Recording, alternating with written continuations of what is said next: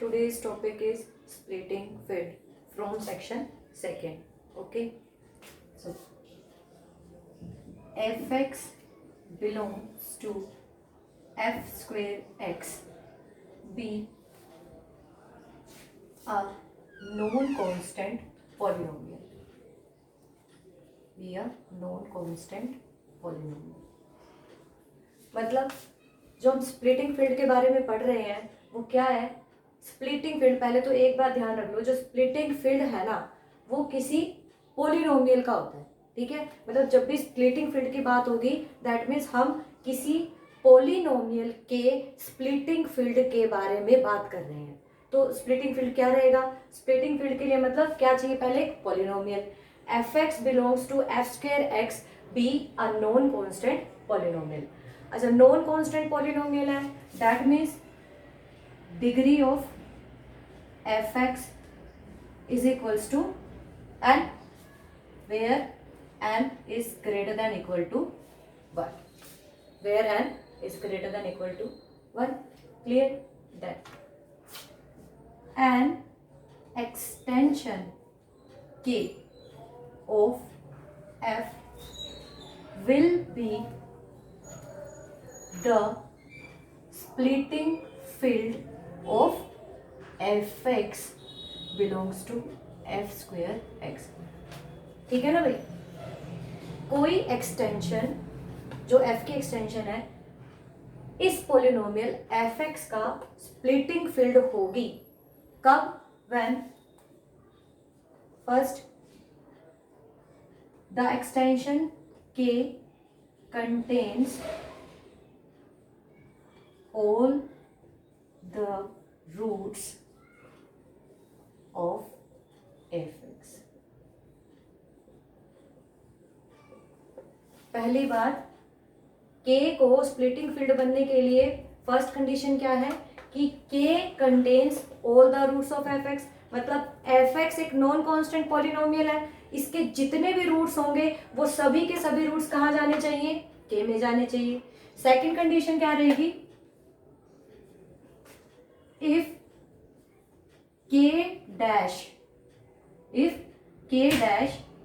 Is another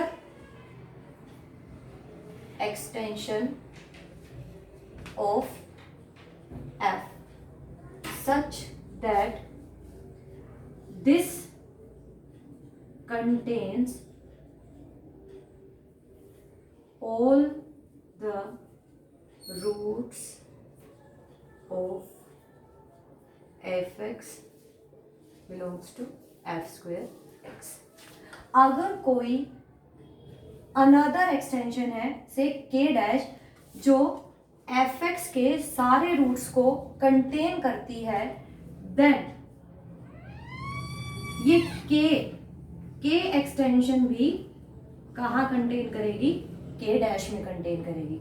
मतलब क्या हुआ कि k जो है वो स्मॉलेस्ट एक्सटेंशन रहेगी जो अपने अंदर fx के सारे रूट्स को कंटेन करती है। क्लियर?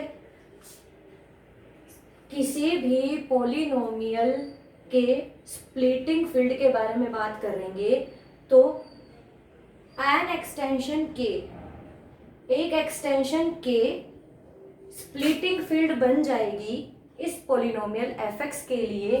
पहली बात, अगर ये एक्सटेंशन अपने अंदर सारे रूट्स को कंटेन करती है fx के।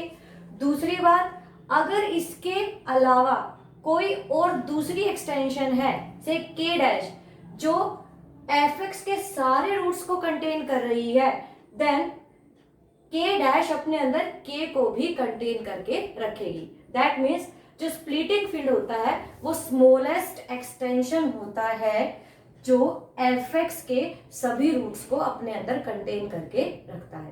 Clear? More over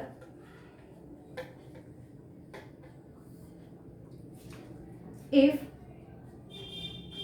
fx belongs to f square x be a non constant polynomial belongs to f square x of degree n.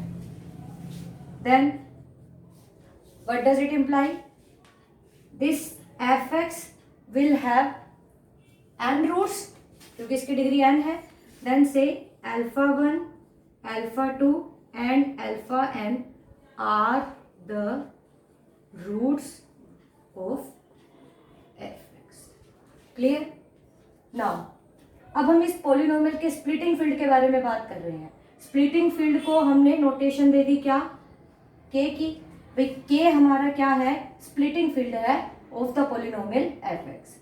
तो by the definition of splitting field k will contain all the roots of fx and if there is any another extension k dash which also contain all the roots of fx then k will be in k dash. Clear है ये बात. अब what will be the k? k का structure कैसा होगा?